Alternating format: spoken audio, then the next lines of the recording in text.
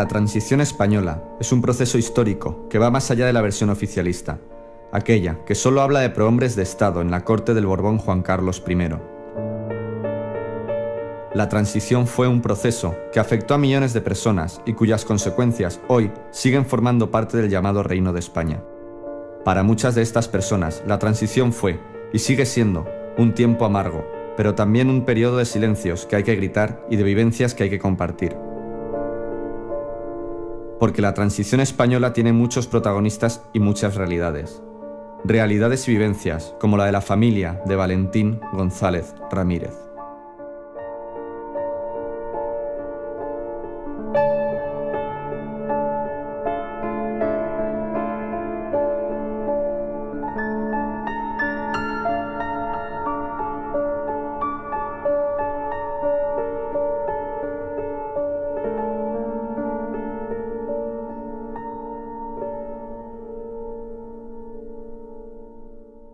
Yo recuerdo a mi hermano, pues que era un chaval muy alegre, muy cariñoso, muy familiar, muy amigo de sus amigos, y las aficiones pues le gustaba, pues como cualquier chaval de su edad, le gustaba el deporte, era fallero de la falla del barrio, le gustaban los animales también mucho. Era una persona que yo nunca discutí con él, porque no se podía discutir con él, porque siempre es muy pacífico y era una persona muy calmada, no era nada nerviosa. A él le encantaba, me acuerdo, los gladiolos, le gustaba muchísimo los gladiolos. Y cuando empezaron a salir la flor, las primeras que salieron me las trajo, porque las había plantado él. Y claro, estaba todo... Es que era bondad, es que no tenía malicia. Lo que pasa es que como era tan grande, pues claro, impresionaba. Era un compañero afiliado al Sindicato de Transportes de CNT, en esa época de CNT, por la casualidad que no existía lo que hoy existe, excisiones ni algo por el estilo. Trabajábamos en Abasto, mercado de Abastos. Veníamos camiones con fruta, descargábamos en los asentadores, y allí en el mercado de Abasto pues se decían asentadores, los puestos. Normalmente no era de los que se proyectaba mucho en actos. Yo le conocía a través de alguna pega de carteles y luego ya sí, a través del cargo que ostentaba yo, del sindicato de construcción, sí que tuve algún contacto con él, pero esporádicamente. Un trabajador ejerciendo el derecho a una huelga a la cual tenía derecho a ejercer.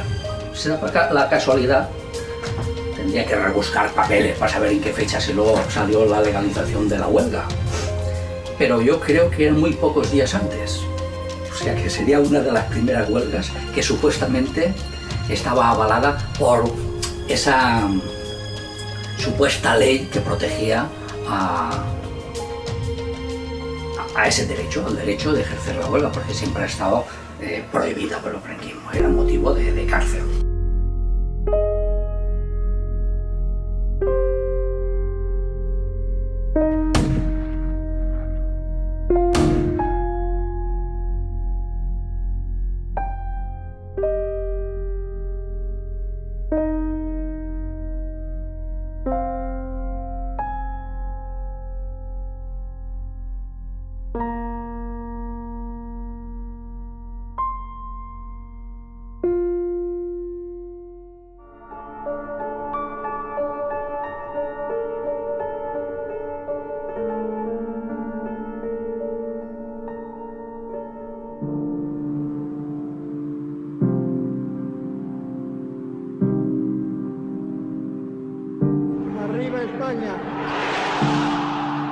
Franco agoniza. Mientras su maquinaria represiva sigue ejecutando penas de muerte.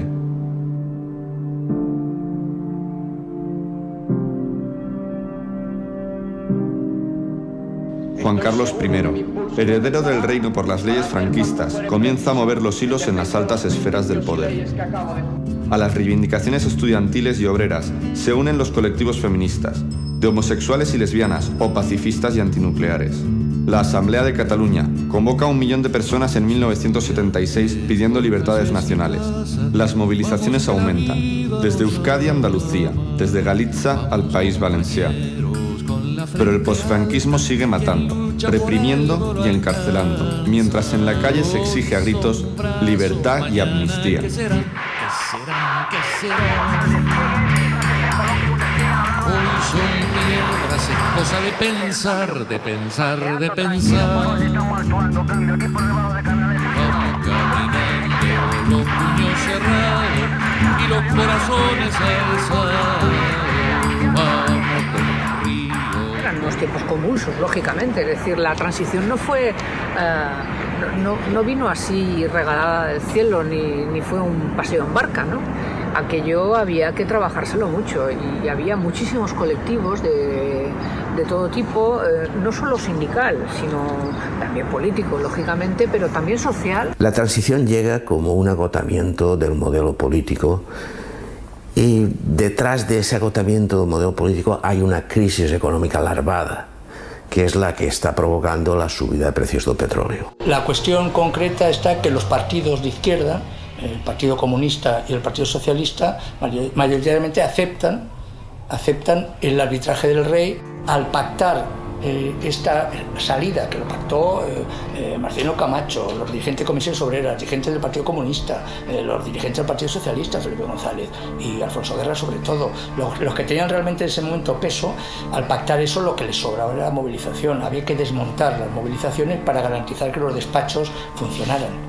Los pactos de la Moncloa representan el primer gran acuerdo entre todas las fuerzas políticas y sociales y financieras del país en un intento de modernizar las estructuras, pero sin cambiar las relaciones que se venían dando desde toda la dictadura.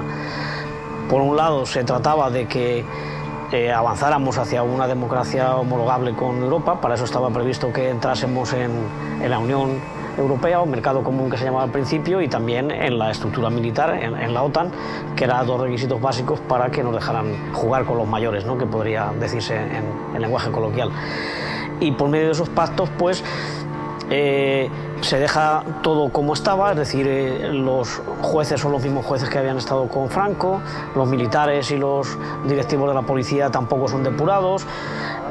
Se olvida algo que ha sido lo más bochornoso que ha pasado en este país, se olvida toda la represión que hubo y la necesidad de reivindicar la memoria y de limpiar la historia de todos esos cientos de miles de presos y represaliados y torturados. De presos políticos no saldrán con el indulto actual más de un 25%. De los exiliados no podrán regresar y, lógicamente, porque además no solamente no cierra esa perspectiva, sino que de enfrentamiento, sino que la deja intacta. Yo os diría que la impresión que nosotros hemos recibido en la cárcel, en el momento de conocer la cosa del indulto, ha sido de pesar, ha sido de desagrado, más que de la alegría, incluso para aquellos que pensábamos que nos podía afectar, ya que dejábamos allí esos compañeros. Por otro lado, también los 2 grandes sindicatos que estaban llamados a serlo, aunque en algún momento todavía no se habían consolidado como tales, pero por su composición y por la voluntad que tenían de participar en el sistema, pues UGT y comisiones se comprometen a moderar el crecimiento salarial, porque había sido una de las constantes de los últimos años de la dicta blanda, es decir, los últimos años de franquismo. El movimiento obrero, con mucha capacidad de movilización, con un funcionamiento asambleario, había protagonizado grandes huelgas y se habían conseguido bastantes mejoras salariales. Entonces el poder intentaba que los sindicatos empezaran a ser los representantes legitimizados, por no decir legítimos, de los trabajadores, y que entonces, hablando con las cúpulas de estas 2 organizaciones, se pudiera frenar el crecimiento salarial y, sobre todo, garantizar la paz social y la producción de las empresas, que no hubiera sobresaltos ni que los propios trabajadores pudieran convocar huelga cuando así lo considerasen oportuno. Digamos que esa gran conflictividad, que además es una conflictividad política, porque sí, las movilizaciones eran por los convenios o por una cuestión barrial, ¿no?, pero siempre acababan planteando las grandes preguntas políticas: legalización de todos los partidos políticos, amnistía para todos los presos políticos, democracia, libertad, España mañana sea republicana. Y nuestra alternativa, queridos compañeros, la alternativa del movimiento libertario, es que no hay autonomías que se queden a medio camino. Frente a un estatuto regional, nosotros reivindicamos los municipios libres. La CNT es probablemente la única organización con un peso específico importante, social y sindical en esos momentos, que se opone de una manera clara a los pactos de la Moncloa, ¿no? El 15 de enero del 78 la CNT convoca en Barcelona una manifestación precisamente contra estos pactos que consideramos totalmente antisociales y que de hecho son los primeros de una larga cadena de pactos y preacuerdos y acuerdos posteriores. Somos aire nuevo de la primavera, contra nuestra voz no hay barrera. Y lamentablemente esa manifestación, que tiene más de 15.000 personas, acaba con un duro incidente en la sala de fiestas Scala, y sus consecuencias son, bueno, muy graves para nosotros, en el sentido de que provocan que mucha de la gente que tenemos afiliada deje de estar afiliada, provocan una criminalización de la organización. De alguna manera, la necesidad de defendernos ante las acusaciones de terrorismo, criminalización, etcétera, nos obligan a dedicar un excesivo esfuerzo a esos temas en vez de haberlo dedicado a la lucha contra los pactos. Los pactos de la Moncloa fue un momento clave, pero fue, digamos, el arranque de lo que pasó después, ¿no? De todo el proceso preconstituyente, unas elecciones donde no estaban todos los partidos legalizados, unas elecciones así un poco tramposas, ¿no?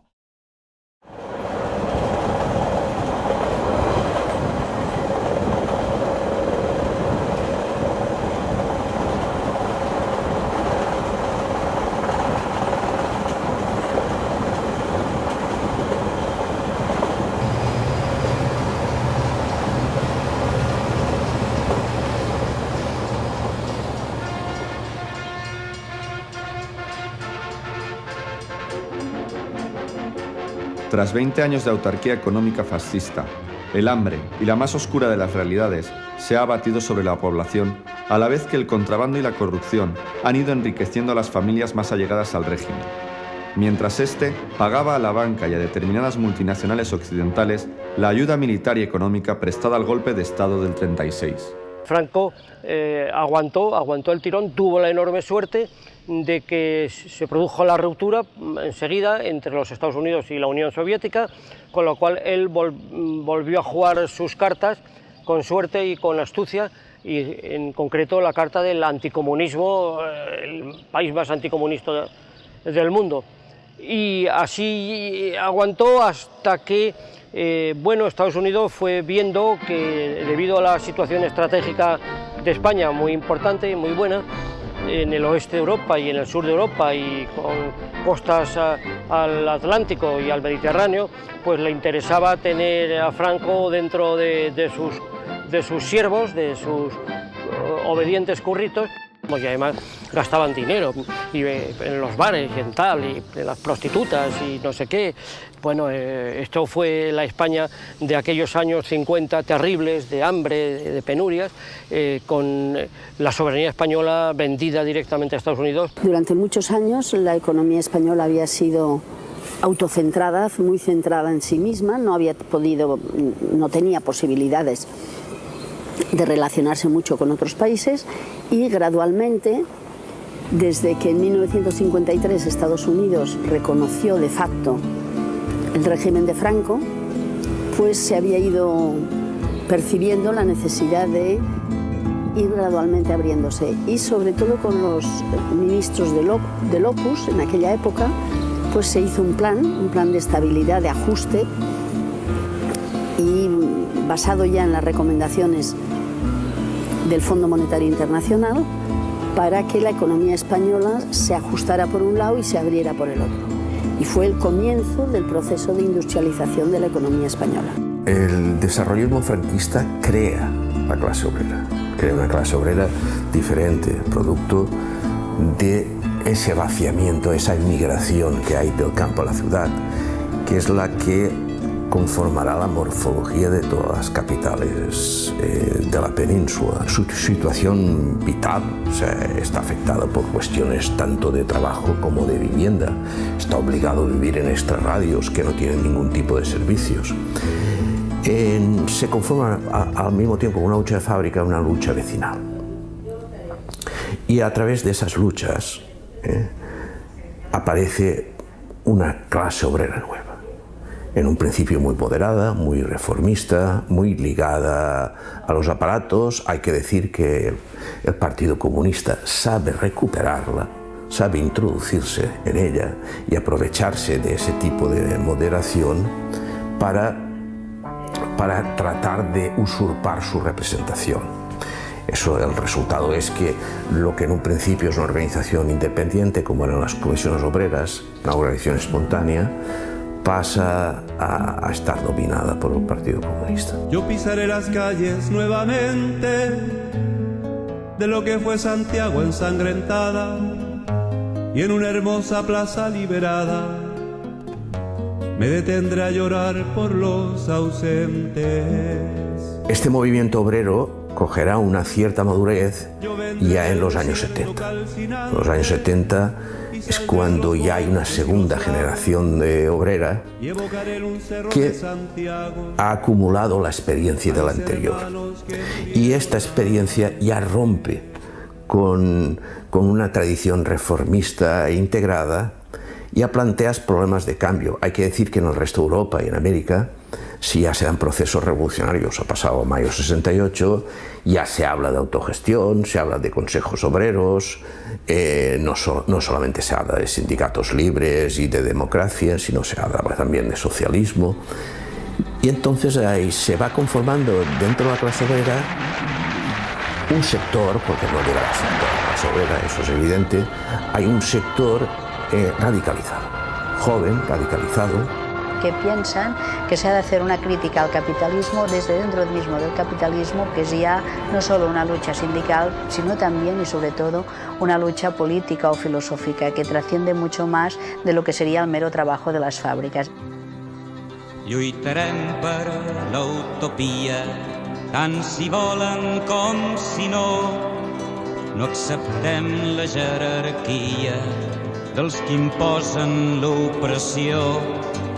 Caminem, doncs, dia a dia, sense fer-nos por el camí.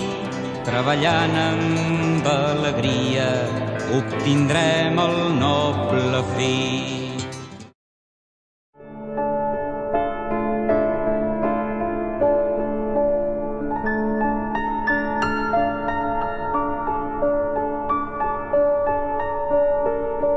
Para nosotros en aquel momento la huelga de abastos era una de tantas huelgas, es decir, una de tantas, que estábamos continuamente informando de ellas, estábamos continuamente asistiendo a los encierros en las fábricas, a los saltos de manifestantes del metal, del textil, de la construcción. O sea, eso era casi cotidiano, ¿no? Había una conflictividad social importante. Los recuerdos que tengo del día de la huelga, pues él estaba muy ilusionado y temeroso al mismo tiempo, porque era su primera huelga, pero estaba ilusionado porque, pues claro, había venido la democracia y por fin se podía luchar por unos derechos del trabajador que hasta ahora no se podía.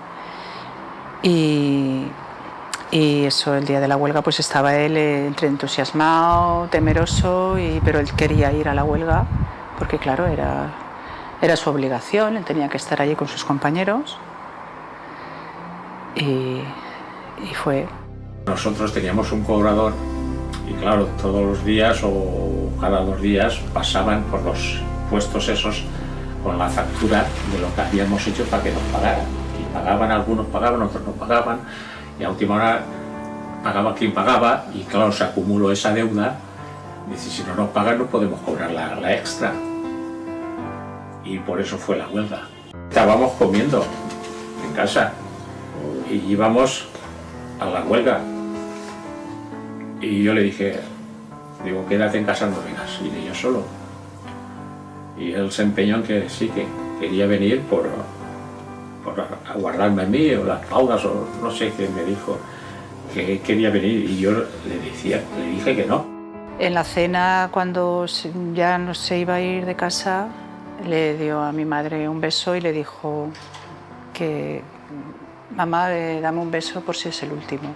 Total, que éramos pues por lo menos 500 hombres de nosotros. Y hicimos una barrera en el mercado de abastos, en la puerta principal, para que no entraran los camiones. Al rato vino toda la policía, por lo menos 10 o 12 furgones, como si fueran las guerras, metralletas de esas, cascos, y al mando de ellos iba un teniente. Y vino un plan matón ya, quiero saber la autorización, si está legalizada la huelga. Y el presidente le enseñó, dices, sí, todo correcto, está legalizado. Pero no obstante nos quedamos aquí para que no haya disturbios. Pero es que a los 5 minutos recibe una llamada del teniente y le dice a toda la gente, a la policía, que eran los grises entonces, ya por ellos. Yo estaba en primera fila, éramos 500 hombres, yo no podía retroceder, todos los vergazos iban sobre mí y sobre los que éramos en primera fila. Mi hijo lo tenía detrás de mí. Y como se ensayaron conmigo pegando vergazos, pues me apartó, ya está bien de pegar a mi padre, y es cuando el hijo de Satanás ese disparó bocajarro.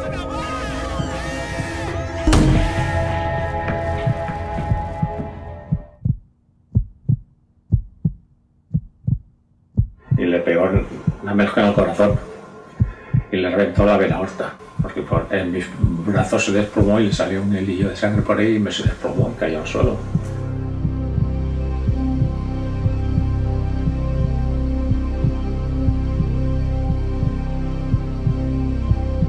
El resultado de la autopsia fue fallo cardíaco, sin más explicaciones, claro. Recibiendo un pelotazo en pleno corazón, pues lógico que se le parará.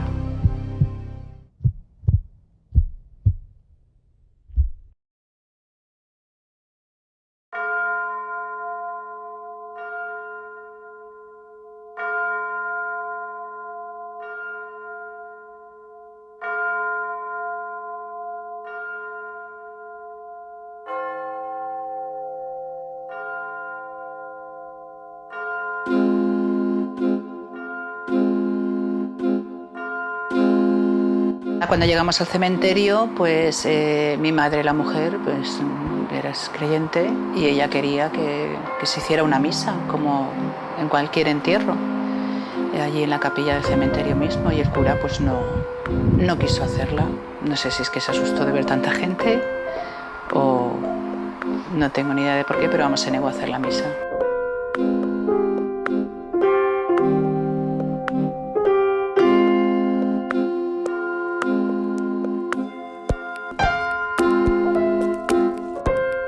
Una manifestación masiva, nos arroparon muchísimo, hubo mucha gente que nos acompañaron desde, bueno, el clínico, la puerta del clínico estaba abarrotada de gente, no cabía un alfiler.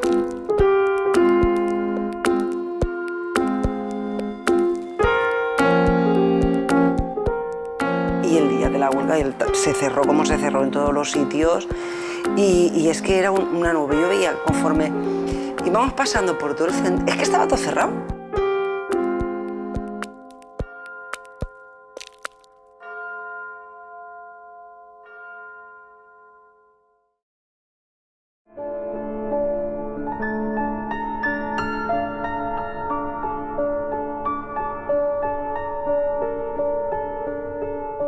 Pero la muerte de Valentín lo que consigue es temporalmente unificar todas las tendencias, todos los criterios y salir a la calle.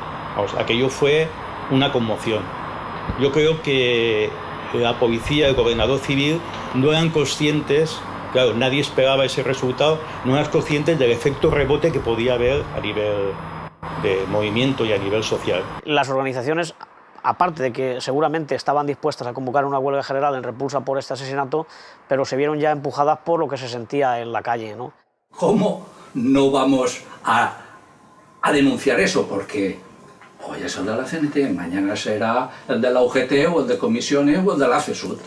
Esto es una obligación moral. O sea, el sindicalismo de clase implica también las huelgas, los apoyos, la solidaridad. El método que se aplicó para, digamos, para tratar todas estas víctimas mortales, el método legal, jurídico, que se aplicó fue considerarlos siempre hechos aislados. Teníamos unos familiares en Madrid que se enteraron, por supuesto, por la familia de la noticia, y allí nos comentaron que ni salió en prensa, ni en radio, ni en ningún medio de comunicación salió. Sí que en el país a nivel nacional, digamos, salió un trocito muy pequeño, una cuñita en las páginas intermedias y ya está. Es lo único que salió en la prensa de fuera de Valencia.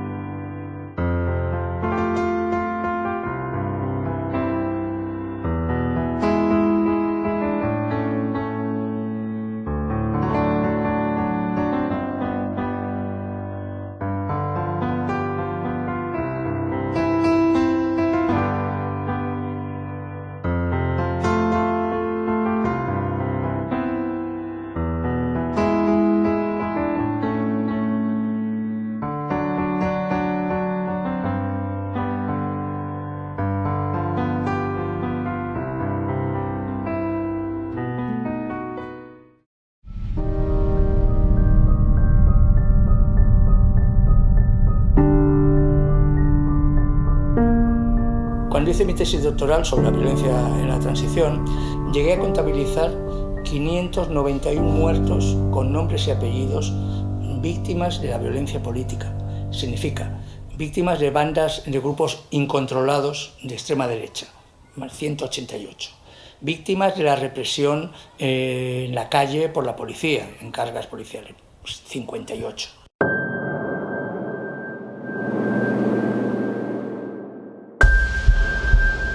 Pero es que hay más de 2.000 heridos de bala, la mayoría que necesitaron hospitalización. También tengo la lista de esos 2.000 heridos. Víctimas de la policía, de los antidisturbios, o víctimas de la ultraderecha, porque la AAA, las diversas organizaciones de ultraderecha paramilitares, decían, ¿no?, que empezaron a funcionar, evidentemente organizadas y controladas por el Estado. La función que tenían era sembrar el terror en las manifestaciones para disminuir la participación en las movilizaciones sociales, ¿no? La gran herramienta para que el proceso de transición fuera controlado como ellos querían, como querían los artífices de esta historia, era el miedo. El miedo había sido décadas de instalar en el cerebro de la gente que la guerra civil, que la República había sido la culpable de la guerra civil, que Franco había salvado a España, que los españoles se habían destrozado. Claro, habían sido 20 años de posguerra con una represión brutal y luego otros 20 años con una represión selectiva, también brutal, pero más selectiva y más vestida de Estado de Derecho, ¿no? Al fin y al cabo, lo nuestro serán errores. Lo otro son crímenes. Si tenemos en cuenta que estamos en el año 79, que Martín Villa había dicho claramente que el enemigo público del Estado eran los anarquistas y la CNT, que en el año anterior había habido elecciones sindicales a las que la CNT no se presenta, pero de las que Comisiones y UGT consiguen 100 y pico mil delegados, mientras que los no afiliados y otros sindicatos eran casi 80.000. Es decir, no está cerrado el modelo sindical y entonces no se puede permitir que tenga un éxito cualquier movilización que venga auspiciada por la CNT.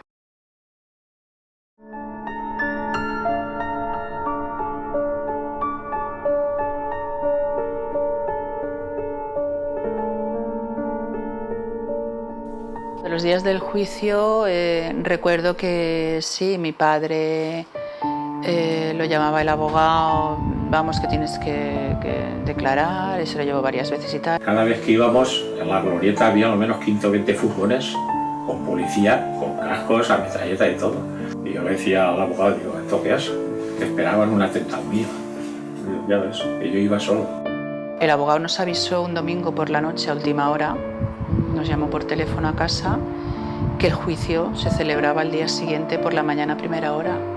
Que eso nos extrañó, porque normalmente un juicio se sabe con bastante más antelación cuando se va a celebrar. Mi padre pues fue con el abogado, a mi padre no le dejaron entrar, la calle donde estaba el juzgado estaba llena de policía y a mi padre no le dejaron entrar al juicio alegando que el juicio era que solo podían entrar los interesados. Entonces solo entró la policía y de nuestra parte entró el abogado solo. Hubo compañeros de mi padre que querían ir a declarar y creo que todos no fueron porque dicen que sí recibieron amenazas. Entonces no fue tanta gente a declarar como habían dicho. Y luego pues la sentencia pues, nos llamó nuestro abogado y nos dijo que nada, que habíamos ganado el juicio, que recibíamos 1 millón de pesetas y que el policía le habían condenado. Luego cuando vimos la sentencia nos dimos cuenta que fue una falta leve y la condena fueron una multa de 1.200 pesetas. Y ya ahí ya no hubo más responsabilidades de ningún tipo. Me han tapado la boca, digamos, o le taparon al abogado la boca y dice que como uno no sabe de leyes ni sabe de nada, pues claro, confías en él. Y si a él le amenazaron, pues él ha tenido que tragar.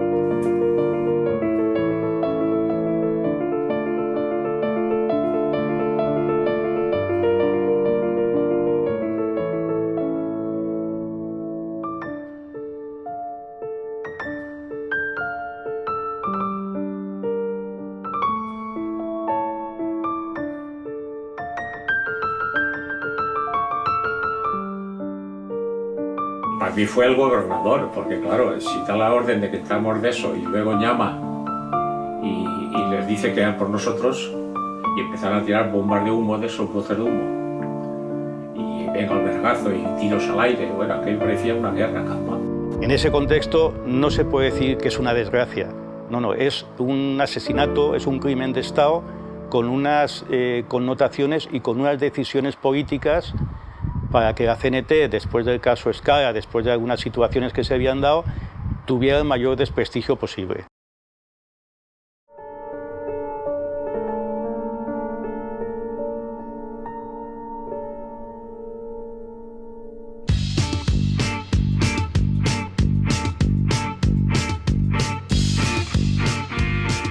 En aquella época recuerdo que pues la CNT era la casa grande, digamos, ¿no?, de todos los movimientos alternativos, que entonces no se decía alternativos, se hablaba de autónomos, se hablaba de anarquistas, y lo que había era pues, las juventudes libertarias, había algunos ateneos aquí en la ciudad de Valencia y en algún pueblo, y luego también se tenía buena relación, porque venía de los propios orígenes del anarquismo, el tema de la ecología, que empezó a denominarse, que en otra época pues era lo que se decía el naturismo. Entonces en Valencia había un grupo pionero muy importante y muy activo, sobre todo a raíz de empezar las obras de la central nuclear de Cofrentes, que era el GEL, el Grupo Ecologista Libertario, con el que se trabajaba de forma asidua hasta el extremo de tener los locales compartidos en la calle Blanquerías. Y allí también estaba el movimiento de gestión de conciencia, que también era una cosa que iba tomando fuerza, el tema de la oposición al servicio militar obligatorio y a todos los ejércitos en general.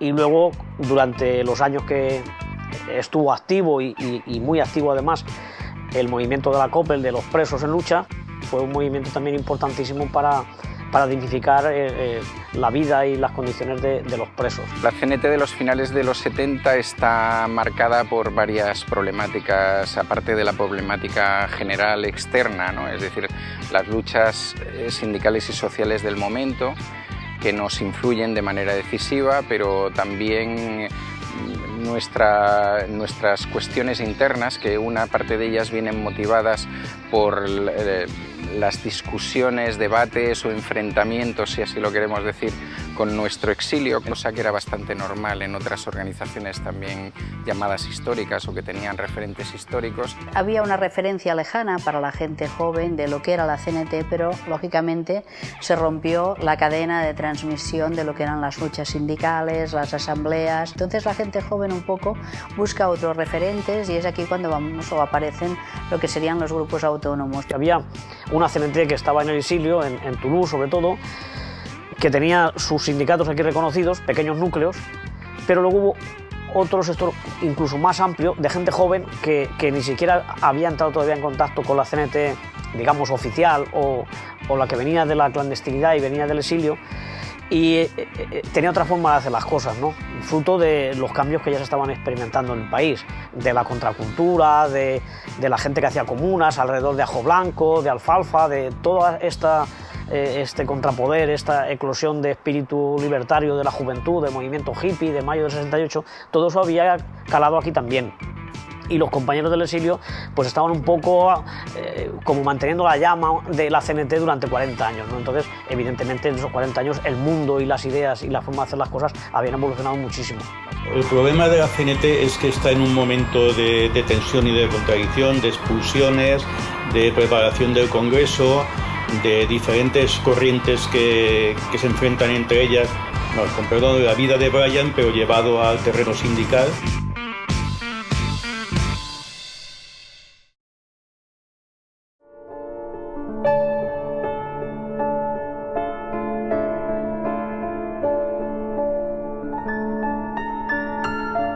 Pero los primeros años pues fueron pues eso, estaba todo en la mente de la gente y había malestar, pero a poco pues eso, se ha ido enfriando hasta que se ha enfriado todo.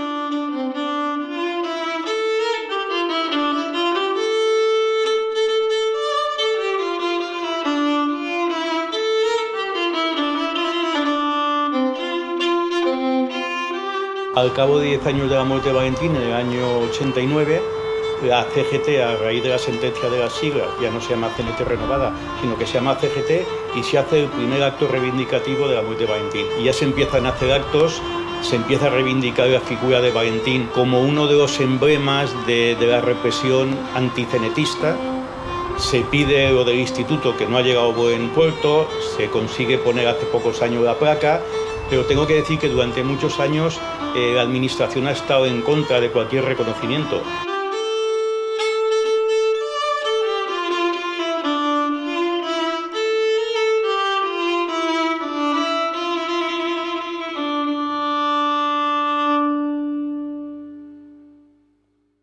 La transición, pues las sensaciones que tengo, lo que me transmite es pues eso, una época de cambio muy dura, que hubieron bastantes víctimas, sobre todo en el ámbito laboral, y a muchas de ellas, como a mi hermano, pues no se les ha hecho justicia. Y nos hicieron creer que venía la democracia y bueno, pues no fue tan bonito como lo pintaban. El problema que ha habido con las víctimas es que se les ha matado dos veces. Una cuando se les quitó la vida y otra después con el olvido, la falta de reconocimiento, el oscurecer, tapar su existencia. El pacto ese de silencio que dio que generó la transición en muchas cuestiones también se ha generado en las víctimas. Eso es bastante grave. Y estamos todavía reivindicando a las víctimas. De hecho, pensar una cosa, prácticamente a las víctimas del terrorismo de extrema derecha, a las víctimas del Batallón Vasco Español, del AAA, de Fuerza Nueva, las víctimas prácticamente hasta el año 2005-2010 no se les reconoció a las víctimas del terrorismo. No se consideraba que los autores sean terroristas.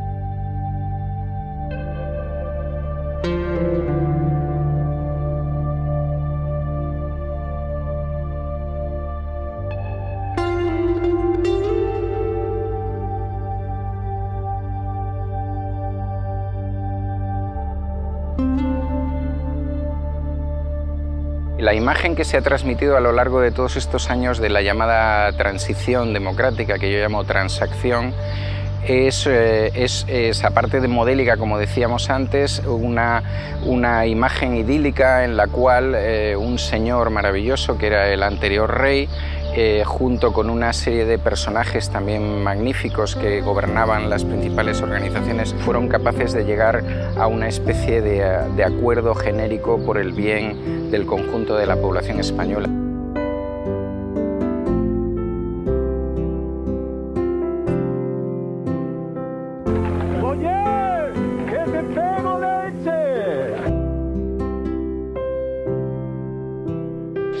mejor tengo más de 300 millones de pesetas ya y no sé qué hacer con ellos.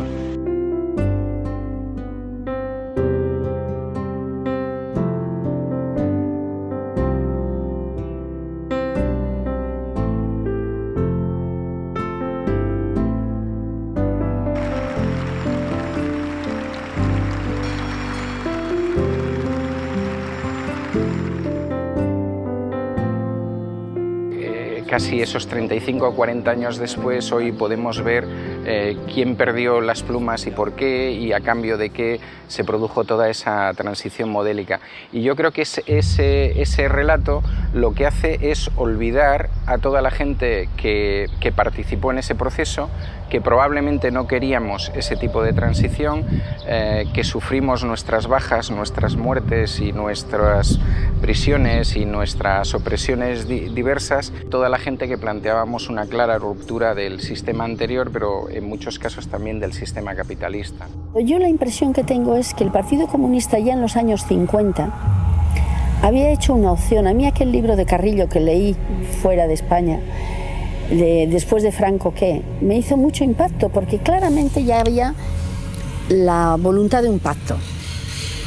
Y ese pacto a mí me recuerda mucho al que se hizo después de la Segunda Guerra Mundial en Europa, de decir, nosotros aceptamos el capitalismo si con eso nos dais algunas ventajas, primero económicas para los trabajadores y segundo políticas para que nosotros podamos funcionar. Y yo creo que la línea del Partido Comunista, la del fondo, era esa. O sea, pactemos, sigamos viviendo con el capitalismo, que nos dejen actuar y digamos que sea un capitalismo un poco progre. Y ahí es donde se equivocaron de plano, porque el capitalismo progre nunca puede ser por muchos años.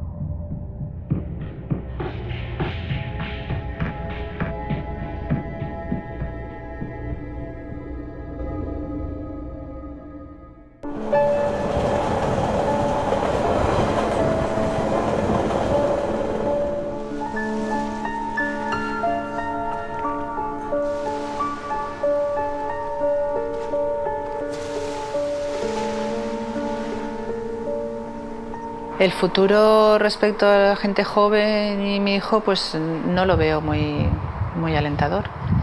Mi hijo está estudiando y mientras podamos, pues seguirá estudiando, pero no se ve a corto plazo, desde luego y medio, yo no veo salida para los jóvenes. De hecho, se están yendo muchos jóvenes fuera porque aquí no ven ellos que tengan un futuro propicio, ¿no? Y entonces, pues, igual que cuando salen a manifestarse a la calle para que mejore la educación, y pues eso es también, se están dando cuenta que hay mucha represión policial, son el enemigo, como dijo en cierta ocasión un mando de la policía aquí en Valencia, con la de la Primavera Valenciana.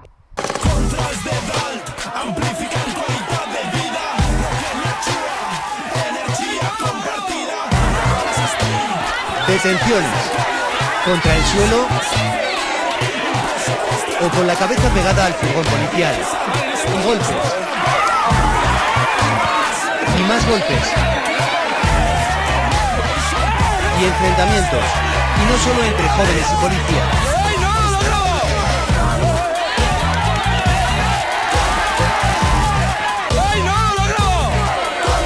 Mientras haya capitalismo y haya Estado, que es el que sirve al capitalismo, pues necesariamente habrá represión contra los que quieren cambiar esa injusta relación de fuerzas, ¿no? Y a partir de ahí utilizarán unos medios u otros, pero ninguno de ellos deja de ser represión.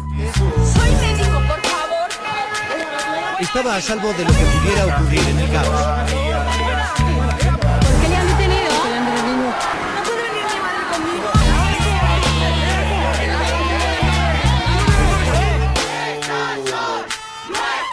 Es que la policía ha actuado ante una situación de desacato o de desobediencia.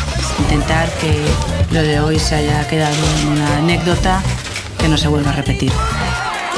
En ningún momento de estos 3 días se ha hecho uso de material antidisturbios, ni siquiera de la defensa reglamentaria.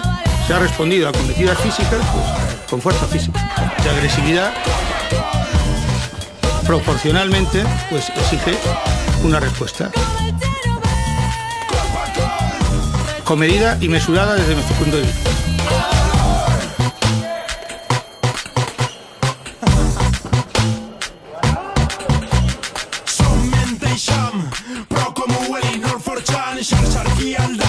Enrotxos, qui vol blaus, telecos des de baix, Gifinet, veïnal, lliure, verd i neutral, inalàmbrica internodal, bitcoin de Manro, qui l'espera el bot es fot, canones i cables, Arduino 15 loatre, Raspberry Pi, criptografia de badana, enginyeria inversa, drons pregant corda, el hacker no baixa al poble, el hacker és poble, ell mateix, el hacker és el mateix poble.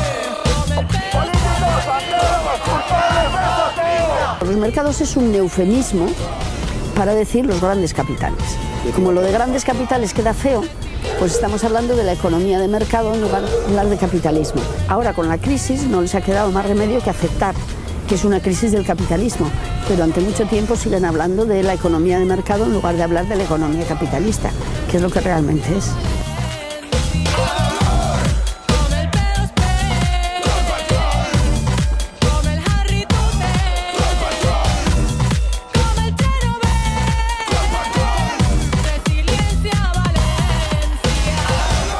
En este momento en la historia del Estado español estamos en un momento como a finales del siglo XIX y principios del XX en Europa, en el nacimiento de los sindicatos, de los partidos socialdemócratas, de las revoluciones. Había grandes esperanzas en Alemania, hubo la Revolución Rusa, o sea, estamos un poco en este precioso periodo de transformación y de transición y de invención hacia el futuro, diría yo. Las decisiones económicas y sociales las están tomando los capitalistas. La decisión es de luchar por un sistema alternativo, depende de nosotros. Pero tiene que ser un sistema alternativo. No le veo humanizar al capitalismo, eso no le veo.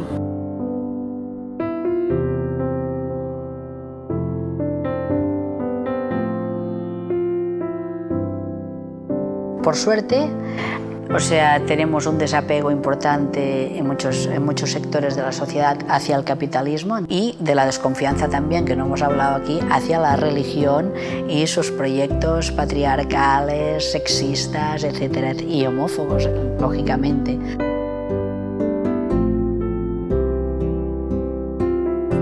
Si hay una transformación, tiene que ser de todos los sectores de la sociedad. No vendrá solo del movimiento obrero, no vendrá solo de las mujeres, pero vendrá mucho de las mujeres, pero puede venir de diferentes sectores donde pues, haya conciencias críticas. Las conciencias críticas no tienen ni edad ni sexo, ¿no?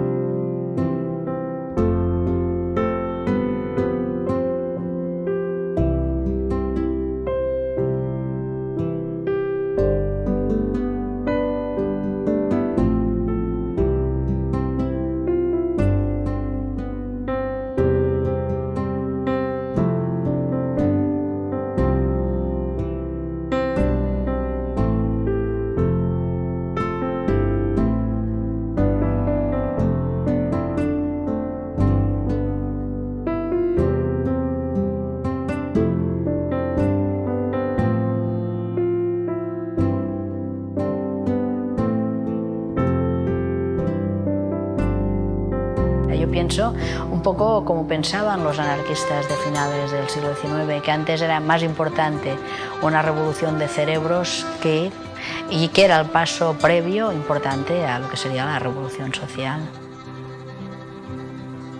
Lluitarem per l'utopia, tant si volen com si no. No acceptem la jerarquia dels que imposen l'opressió. Caminem, doncs, dia a dia, sense fer-nos por el camí. Treballant amb alegria, obtindrem el noble fi. No volem martells ni fletxes que ens arrenquin el pensar. Volem llum per les escletxes d'un món trist que hem de canviar. I tots junts, germans de terra, germans de cor i de cervell. No demanem pas la guerra, però si n'hi ha serem fusell. Per la vida llibertària d'una nova societat, alçarem amb mà unitària el drap negre trepitjat.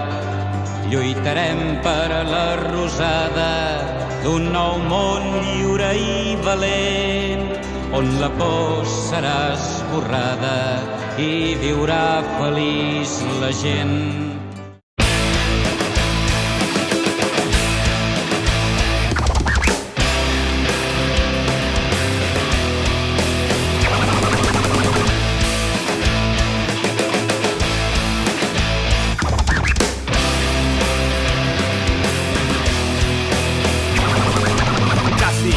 Millones de parados, la mitad trabajan en negro porque con el sueldo no llegan a pagar, no hay remedio. Os presento al gobierno donde el dinero es el único criterio. Puta basura, escondidos en su penumbra, millones de euros en hoteles, viajes, putas. Medidas inútiles que nada ayudan a que tus deudas te putas y te hundas. Y ves que se acumula, no lo puedes evitar. Entrega el currículo, con el culo se van a limpiar. 3 preselecciones, 2 entrevistas y tal vez si te agachas el puesto consigas. La época que vivimos es jodida, nos domina la desaceleración progresiva, parte de tu vida, de la mía, de nosotros, de vosotros. Tú votas, ellos ganan y perdemos todos. Estoy ahogado. Esta cortina de humo no me deja ver. Da igual izquierdas que derechas, da igual quien gobierna, para el precio y el pueblo somos una mierda. Piensa en el INE, mira las ofertas, los ladrones son Hacienda y los de la iglesia. Todo en base a lo mismo, llámalo X, llámalo euro, todo sube menos tu sueldo. Suelo pensar en cuánto más nos van a engañar, más IVA, dinero en la Moncloa, cargos nuevos. Señores, estamos y hasta los huevos de noticias falsas en falsos medios. Que el pueblo se levante y comience el asedio, nuestra voz se alzará y temblarán hasta sus muertos. Paro, desesperación, deudas te embargan, pierdes tu casa, para ellos no hay crisis mientras no la sufran. Para ti, bienvenido a la República Independiente de tu tumba. Estoy